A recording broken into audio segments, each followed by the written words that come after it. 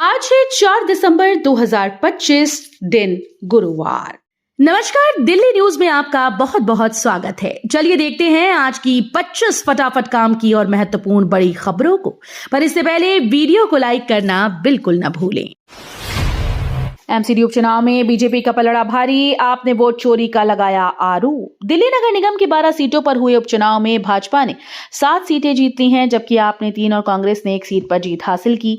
BJP को 2 सीटों का नुकसान हुआ और चांदनी महल व चांदनी चौक की आपकी पुरानी सीटें इस बार हाथ से निकल गईं। चुनाव नतीजों पर आप नेता सौरभ भारद्वाज ने भाजपा पर वोट चोरी और चुनाव परिणाम में धांधली का आरोप लगाया। एमसीडी का बड़ा सुधार, दिल्ली व्यापारियों को मिलेगी सीधे संपत्ति कर में ट्रेड लाइसेंस। दिल्ली नगर निगम ने व्यापारियों के लिए बड़ा सुधार किया। अब जनरल ट्रेड लाइसेंस सीधे संपत्ति कर भुगतान प्रणाली से जुड़ जाएगा। इसका मतलब है कि व्यापारियों को अलग फॉर्म या दस्तावेज जमा करने की जरूरत नहीं होगी। संपत्ति कर का भुगतान करते ही लाइसेंस शुल्क स्वतः शामिल हो जाएगा और रसीद पर लाइसेंस की मुहर लग जाएगी। राजधानी की जहरीली हवा पर नियंत्रण, उल्लंघन करने वालों पर जुर्माना और कड़ी कार्रवाई। दिल्ली की जहरीली हवा को नियंत्रित करने के लिए मुख्यमंत्री रेखा गुप्ता ने विशेष समिति बनाई। इस समिति में कैबिनेट मंत्री, सरकारी अधिकारी, वैज्ञानिक और विशेषज्ञ शामिल होंगे। सभी विभागों को निर्देश दिया गया कि प्रदूषण नियमों का उल्लंघन करने वाले व्यक्तियों और संस्थाओं पर तुरंत जुर्माना लगाया जाए। राजधानी में वायु गुणवत्ता सूचकांक लगातार तीसरे दिन बहुत खराब दर्ज किया गया। कांग्रेस ने पोस्ट किया पीएम मोदी का चाय बेचते हुए एआई जनरेटेड वीडियो, मचा बवाल। कांग्रेस ने एक्स पर पीएम मोदी का एक एआई जनरेटेड वीडियो शेयर किया, जिसमें वे अंतर्राष्ट्रीय मंच पर केतली लेकर चाय बेचते दिखाई दे रहे हैं। वीडियो में पीएम मोदी चाय बोलो, चाय चाय चाहिए बोलते हुए दिखाए गए। कांग्रेस प्रवक्ता डॉक्टर रागिनी नायक ने वीडियो के कैप्शन में लिखा, अब ई कौन किया बे। बीजेपी ने इस वीडियो को शर्मनाक और अनुचित बताया। सोशल मीडिया पर वीडियो वायरल होने के बाद दोनों पार्टीज के समर्थकों में गर्मागर्म बहस छिड़ गई। नए श्रम कानूनों पर दिल्ली हाईकोर्ट सख्त, केंद्र को नोटिस, 1 हफ्ते में मांगा जवाब। दिल्ली हाईकोर्ट ने केंद्र सरकार के नए 4 श्रम कानूनों को चुनौती देने वाली याचिका पर केंद्र को नोटिस जारी कर 1 हफ्ते में जवाब मांगा। चीफ जस्टिस डीके उपाध्याय की बेंच ने पूछा कि बिना नियम बनाए और ट्रिब्यूनल का ढांचा तैयार किए कानून आखिर कैसे लागू कर दिया गया। याचिकाकर्ताओं का कहना है कि 29 से ज्यादा पुराने श्रम कानून खत्म कर लेबर कोड की जगह लेबर ट्रिब्यूनल का प्रावधान किया गया है, लेकिन अब तक ट्रिब्यूनल का गठन भी नहीं हुआ। राहुल गांधी के जाति जनगणना सवाल पर सरकार ने दिया जवाब। नेता प्रतिपक्ष राहुल गांधी ने जाति जनगणना को लेकर सवाल उठाए थे। इसके जवाब में गृह मंत्री नित्यानंद राय ने बताया कि अगली जनगणना 2027 में 2 चरणों में होगी। पहला चरण अप्रैल सितंबर 2026 में घरों की गणना होगा और दूसरा फरवरी 2027 में जनसंख्या की गणना होगी। राहुल गांधी ने इस जवाब को चौंकाने वाला बताते हुए कहा कि ना तो ठोस रूपरेखा, ना समयबद्ध योजना, न संसद में चर्चा और न ही जनता से कोई संवाद किया गया। दिल्ली में सर्दी के साथ बड़ी बिजली की मांग, इस बार 6000 मेगावाट पार होने का अनुमान। दिल्ली में जैसे जैसे सर्दी बढ़ती जा रही है, बिजली की खपत भी तेजी से बढ़ रही है। नवंबर में अधिकतम मांग 28 तारीख को 4486 मेगावाट तक पहुंच गई, जबकि पिछले साल ये 4259 मेगावाट थी। दिसंबर और जनवरी में ये 6000 मेगावाट तक पहुंचने का अनुमान है। बिजली वितरण कंपनीज ने तैयारियां शुरू कर दी हैं। लाल किले में यूनेस्को का अंतर्राष्ट्रीय सम्मेलन, 180 देशों के प्रतिनिधि शामिल होंगी। लाल किले में 8 से 13 दिसंबर तक यूनेस्को की अंतर सरकारी समिति का 20वां सत्र आयोजित होगा। इसमें 180 देशों के 1000 से ज्यादा प्रतिनिधि शामिल होंगे।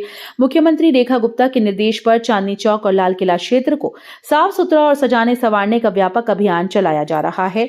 इसमें स्थानीय व्यापारियों और रेस्तरां संचालकों के साथ मिलकर सफाई, अतिक्रमण हटाने, साइनेज और सार्वजनिक सुविधाओं की तैयारियां की जा रही है।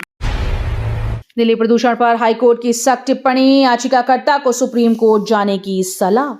दिल्ली में बढ़ते वायु प्रदूषण पर दाखिल याचिका पर सुनवाई करते हुए हाईकोर्ट ने याचिकाकर्ता को सुप्रीम कोर्ट जाने की सलाह दी। अदालत ने कहा कि सुप्रीम कोर्ट पिछले कई दिनों से प्रदूषण मामले पर लगातार सुनवाई कर रहा है और दिशा निर्देश भी जारी कर रहा है। Greater Kailash part 2 welfare association की याचिका में आरोप था कि खतरनाक स्तर के बावजूद ग्रैप 3 हटाया गया और सरकार समय पर कदम उठाने में नाकाम रही, जिससे हेल्थ इमरजेंसी की स्थिति बन गई। गाजियाबाद में ALTTC 50वां APT बैच और हरनंदीपुरम योजना लॉन्च की तैयारी। गाजियाबाद में दूरसंचार और रियल एस्टेट दोनों क्षेत्रों में तेजी दिख रही है। Advance level telecom training centre में एशिया पैसिफिक के 9 देशों के जनप्रतिनिधियों के साथ ALTTC का 50वां अंतर्राष्ट्रीय APT बैच आयोजित हुआ, जिसमें स्पेक्ट्रम मैनेजमेंट, साइबर सुरक्षा और 6G पर विशेष ट्रेनिंग दी गई। वहीं गाजियाबाद विकास प्राधिकरण की हरनंदीपुरम योजना भी तेजी पकड़ रही है। पहले फेज के लिए टोपोग्राफिकल सर्वे शुरू हो चुका है और अगले 5 महीने में लॉन्च की उम्मीद है। सीतापुरी चाणक्य प्लेस में नया ड्रेनेज सिस्टम शुरू, मंत्री आशीष सूद ने किया उद्घाटन। दिल्ली के होम और अर्बन डेवलपमेंट मिनिस्टर आशीष सूद ने सीतापुरी स्थित चाणक्य प्लेस पार्ट 1 और 2 में नए ड्रेनेज सिस्टम का उद्घाटन किया। उनका कहना है कि पहले यहां कोई ड्रेनेज नेटवर्क नहीं था, लेकिन अब 25, 30 और 40 फुट की सड़कों पर क्रमबद्ध तरीके से काम किया जाएगा, जिससे अगले 6 महीने में वाटर लॉगिंग पूरी तरह से खत्म करने का लक्ष्य है। वहीं वसंत विहार नाइट शेल्टर आग हादसे के बाद सूद ने सभी नाइट शेल्टर्स का फॉरेंसिक और फिजिकल ऑडिट कराने के निर्देश दिए। औपनिवेशिक छवि को अलविदा, दिल्ली का राजनिवास बना लोक निवास, जनता से जुड़ाव पर जोर। दिल्ली में प्रशासन की एक बड़ी पहचान बदल गई है। उपराज्यपाल का आधिकारिक आवास, जिसे दशकों से राजनिवास कहा जाता था, अब लोक निवास के नाम से जाना जाएगा। उपराज्यपाल सचिवालय ने इसकी अधिसूचना जारी कर दी। सरकार का उद्देश्य राज की जगह लोक और सेवा की भावना को प्राथमिकता देना है। LGV के सक्सेना ने पदभार संभालने के बाद से ही राजनिवास को जनता के लिए अधिक सुलभ बनाने की पहल की। दिल्ली विधानसभा में अटल बिहारी वाजपेयी और मालवीय के चित्रों का अनावरण। दिल्ली विधानसभा सदन में अटल बिहारी वाजपेयी और पंडित मदन मोहन मालवीय के चित्र लगाए जाएंगे। केंद्रीय मंत्री JP नड्डा 25 दिसंबर को दोनों चित्रों का अनावरण करेंगे। विधानसभा अध्यक्ष विजेंद्र गुप्ता ने इसे राष्ट्रीय नायकों को सम्मान देने वाला ऐतिहासिक अवसर बताया। अटल बिहारी वाजपेयी की 100वीं जयंती पर यह कदम उनकी दूरदर्शिता और नेतृत्व की उपलब्धियों को याद करने के लिए है। दिल्ली में 20 किलोमीटर का एलिवेटेड रूट तैयार, यात्रियों को मिलेगी तेजी और सुविधा। दिल्ली में जल्दी 20 किलोमीटर लंबा हाई स्पीड एलिवेटेड रूट बनकर तैयार होने वाला है। ये कॉरिडोर सेंट्रल दिल्ली से नॉर्थ दिल्ली तक इंद्रलोक मेट्रो स्टेशन तक जुड़ेगा। यात्रियों की सुविधा के लिए बवाना इंडस्ट्रियल एरिया, बादली खेड़ा खुर्द, दिल्ली टेक्नोलॉजिकल यूनिवर्सिटी, शालीमार बाग और प्रेमबाड़ी पुल जैसे प्रमुख स्थानों पर रैंप बनाए जाएंगे। ये सिग्नल फ्री रूट शहर में आवाजाही को आसान और तेज बनाएगा। इंडिगो की 200 उड़ानें रद्द, ऑपरेशन सिस्टम डाउन, यात्रियों में हड़कंप। दिल्ली और देश के कई एयरपोर्ट से इंडिगो की लगभग 200 उड़ानें बुधवार को रद्द या विलंबित रहीं। पायलट और क्रू की कमी के कारण एयरलाइन को उड़ान संचालन में बड़ी परेशानी का सामना करना पड़ा। नए फ्लाइट ड्यूटी टाइम लिमिटेशन नियमों के तहत पायलट और क्रू को पर्याप्त आराम दिया जाना अनिवार्य है। इंडिगो के प्रवक्ता ने कहा कि तकनीकी कारण और एयरपोर्ट की भीड़ भी देरी में योगदान दे रही है। प्रभावित यात्रियों को वैकल्पिक उड़ान या किराया वापसी की सुविधा दी जा रही है। लिफ्ट एस्केलेटर में सावधान, दिल्ली गुजरात महिला चोरों का पर्दाफाश। दिल्ली रेलवे स्टेशन पर महिला चोरों के 2 गिरोह सक्रिय पाए गए। एक गिरोह दिल्ली गुजरात का और दूसरा दिल्ली का है। दोनों गिरोह अलग अलग तरीकों से यात्रियों का आभूषण और कीमती सामान चोरी करते थे। रेलवे पुलिस ने 5 महिला आरोपियों को गिरफ्तार किया, जिनके कब्जे से लगभग 1 करोड़ रुपए की नकदी और ज्वेलरी बरामद हुई। गिरोह की करतूतें CCTV कैमरे में कैद हुई। सोशल मीडिया में हंगामा, पूर्व जनरल ने कहा भारत टूटे तभी बांग्लादेश में शांति। बांग्लादेश के पूर्व जनरल अब्दुल्लाहिल अमान आजमी ने भारत के खिलाफ भड़काऊ बयान दिया। उन्होंने कहा कि बांग्लादेश में पूरी तरह शांति तब तक नहीं आएगी जब तक भारत कई टुकड़ों में नहीं बंटता। आजमी कट्टरपंथी इस्लामिक पार्टी जमात इस्लामी के पूर्व प्रमुख गुलाम आजम के बेटे हैं। उनके इस बयान पर भारत में सोशल मीडिया में भारी प्रतिक्रियाएं देखने को मिली और लोग इसे बेहद विवादास्पद और निंदनीय बता रहे हैं। सुरक्षा और कूटनीतिक दृष्टि से यह बयान चिंता का विषय बन गया है। पुतिन दौरे से पहले भारत रूस का RELOS सैन्य समझौता पारित। रूस के राष्ट्रपति व्लादिमीर पुतिन के भारत दौरे से पहले भारत और रूस के बीच RELOS समझौते को मंजूरी मिल गई है। रूस की स्टेट ड्यूमा ने इस सैन्य समझौते को पारित किया। संसद के स्पीकर ने कहा कि भारत रूस के संबंध मजबूत हैं और ये समझौता इन रिश्तों को और भी गहरा करेगा। इस समझौते के तहत दोनों देशों की सेनाएं एक दूसरे के मिलिट्री बेस, फैसिलिटीज और संसाधनों का इस्तेमाल और एक्सचेंज कर सकेंगी। DK शिव कुमार दिल्ली रवाना, 14 दिसंबर के बड़े आयोजन की तैयारी तेज। कर्नाटक की सियासत में हलचल जारी है। बुधवार को उप मुख्यमंत्री डीके शिव कुमार दिल्ली पहुंचे, जहां उन्होंने 14 दिसंबर को वोट चोरी के खिलाफ बड़े आयोजन की तैयारी पर चर्चा की। वहीं मुख्यमंत्री सिद्धरमैया मंगलुरु में आयोजित कार्यक्रम में शामिल हुए। सिद्धरमैया ने साफ कहा कि जब तक उन्हें औपचारिक आमंत्रण नहीं मिलेगा वे दिल्ली नहीं जाएंगे। दोनों नेताओं ने हाल ही में बेंगलुरु में नाश्ते पर मिलकर बेहतर संबंध दिखाए थे। शकूर बस्ती जैसलमेर स्वर्णनगरी एक्सप्रेस हुई नियमित, यात्रियों को बड़ी राहत। उत्तर रेलवे ने शकूर बस्ती जैसलमेर एक्सप्रेस को अब नियमित सेवा के रूप में शुरू किया और इसे नया नाम स्वर्णनगरी एक्सप्रेस दिया। ये ट्रेन दिल्ली, हरियाणा, राजस्थान के प्रमुख शहरों से होकर गुजरती है और यात्रियों के लिए भरोसेमंद लंबी दूरी की सेवा उपलब्ध कराती है। इसमें एसी, स्लीपर और सामान्य कोच हैं। नियमित परिचालन से सीटों की उपलब्धता बढ़ेगी, बुकिंग आसान होगी और किराया स्थिर रहेगा।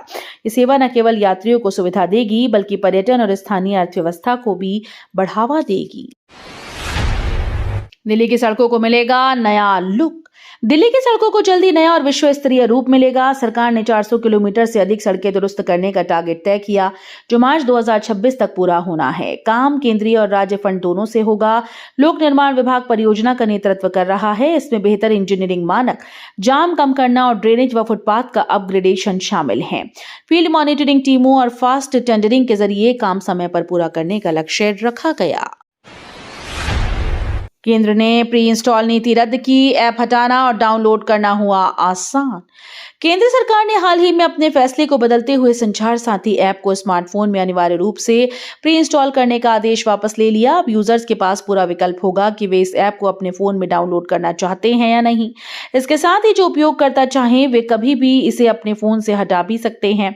पहले सरकार ने सभी मोबाइल कंपनीज को 90 दिनों के भीतर ऐप प्री इंस्टॉल करने के लिए कहा था, लेकिन इस फैसले के बाद बहस छिड़ गई थी।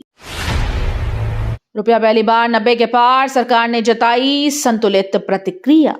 भारतीय रुपया पहली बार अमेरिकी डॉलर के मुकाबले 90 के स्तर को पार कर गया। बुधवार को यह 90.21 के भाव पर बंद हुआ। मुख्य आर्थिक सलाहकार वी अनंत नागेश्वरम ने कहा कि इस गिरावट को लेकर सरकार चिंतित नहीं।